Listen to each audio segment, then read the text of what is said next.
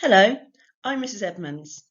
This video is going to talk you through what the curriculum looks like while we're working from home and how we're achieving curriculum coverage, what methods we're using, and the teaching techniques that your teachers are using to make sure that you're making good progress in your learning at home. To start with, I'd like to talk a little bit about the curriculum and what your lessons include, what topics you'll be covering in your learning. All of your teachers have looked at their schemes of learning and decided what things would be the most accessible for you to be doing at home. Usually, it will be the same things that you would have been doing if you were at school, but sometimes they might have moved things around a little bit so that you are doing things that they feel are more manageable for you to do at home. Don't worry though, you will still get full curriculum coverage because the things that haven't been covered will be covered when you return to school. We at St Mark's are continuing with a full curriculum where every subject is still covered across the board. In Key Stage 4, you'll still be doing your option subjects, you'll still be doing your PSHE and of course your core subjects as well. In Key Stage 3, you'll be doing all of the subjects you would normally be doing. There's a slight difference in Key Stage 3 in that you will be doing enrichment projects in certain subjects. This doesn't mean that they're not important, it just means that it will give you something a little bit longer term for you to be working on. Your teachers have worked really hard to make sure that those projects link to the curriculum that you would have been doing if we were still in school. So you're still doing the same learning and covering the same content, so you won't have any gaps in your knowledge as long as you manage to get that work done. Of course, we place a big emphasis on the core subjects, English, Maths, Science, and at St Mark's we also include RE as a core subject.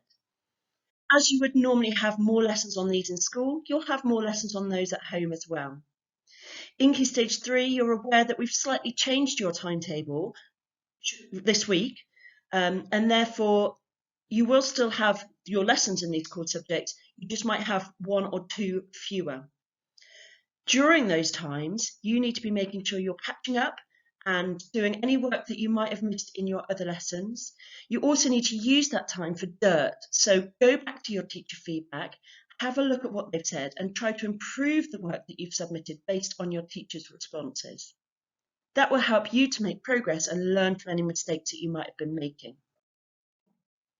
We hope that by doing this, it means that you can really stay on top of your work and ensure that the quality of the work you're submitting is the highest standard that you can produce, rather than feeling you might have to rush to get something done. We also have not been offering PE because obviously it's really hard to do PE when you're all at home. But I want to just say that it's really important that you do still remain physically active. So our PE teachers have set you lots of enrichment tasks that you can do online, so please do have a look at those and do make sure you are still doing your PE, either during your PE slot or you could do a little bit each day to keep you active, especially if you're sitting at a computer all day. So moving on from what we're teaching, I want to speak now a little bit about how we're teaching it and how we're making sure that our children are getting the best possible learning experience they can while they're at home. It's all very new to us, as it is to our students, and we've been experimenting and trying a whole range of different media to get our lessons across to you, the students. We've been doing 1 in 2 lessons live, so you hopefully will have experienced lots of live lessons with your teachers, where the teacher might deliver the whole lesson via a meeting, or they might just do a little starter or a little plenary to introduce a topic or check your understanding. Your feedback in the recent survey was that you really liked the live lessons and you found you were making really good progress in those. Your teachers really welcome that feedback and are going to be building on that and trying to develop their use of live lessons. The benefit as well, of course, with live lessons is we can find out straight away what you have and haven't understood. We can question you, we can find out what your prior learning was, and we can see whether or not we need to continue to cover a topic or whether you've understood it and we can move on. Teachers have been using all sorts of tools like virtual whiteboards, virtual quizzes, all sorts to use that and to judge whether or not students are doing the learning.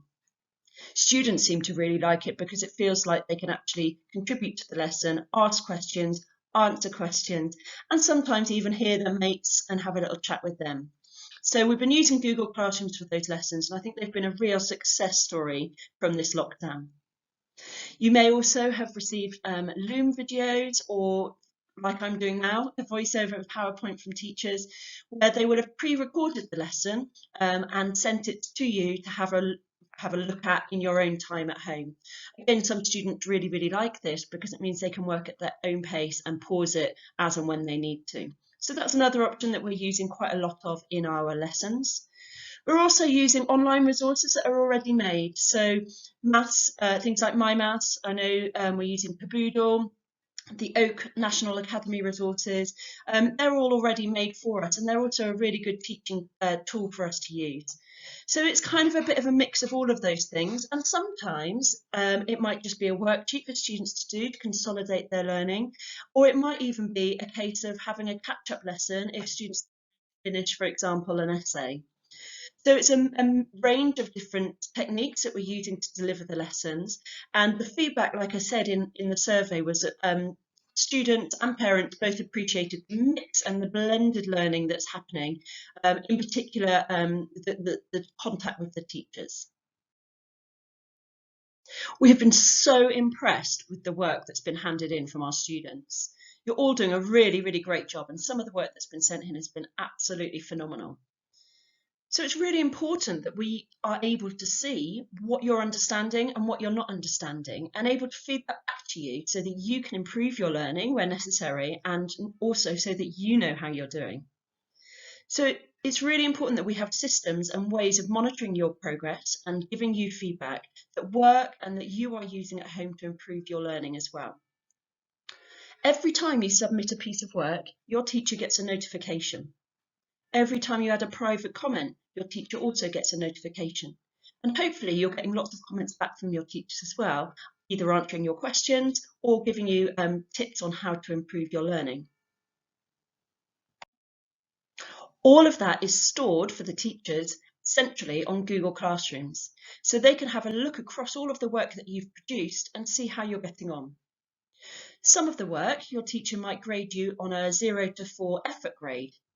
This tells you how well your teacher rates that piece of work. If it's highly accurate and you can see a lot of effort's gone into it, that would be a grade 4.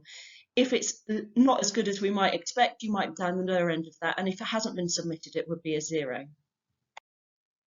For more detailed pieces of work, your teacher will give you more formative feedback. So for example, if your teacher has set you an assessment, they will give you more of a what went well, even better if, like we do when we're in school. When this happens, it's really, really important that you read what the teacher's written and respond to it. There's no point in doing a piece of work, having it marked, and then not looking at what the marks are, because you then don't know whether you've got it right or not, and whether you've understood that piece of learning. So when your teacher marks your work, please go and have a look at what they've said. They'll probably give you a tip, or they might ask you to redo a certain piece following their feedback. Please do that. We're now giving you the time to do that in Key Stage 3. Every day you have your catch-up lesson. So use that time to reflect back on the work you've been doing, see what the teacher's saying, and see if there's anything you can do to improve your work.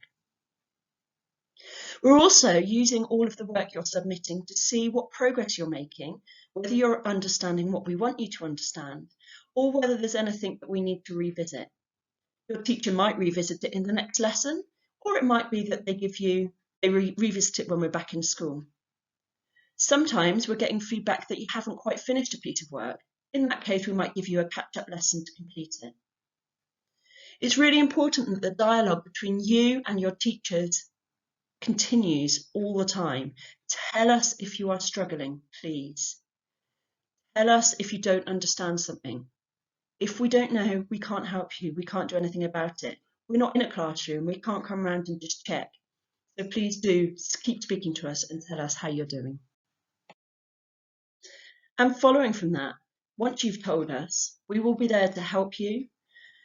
It's really important that you do, as I just said, you do tell us if you are struggling. It might be that you're struggling with a particular question or a piece of work.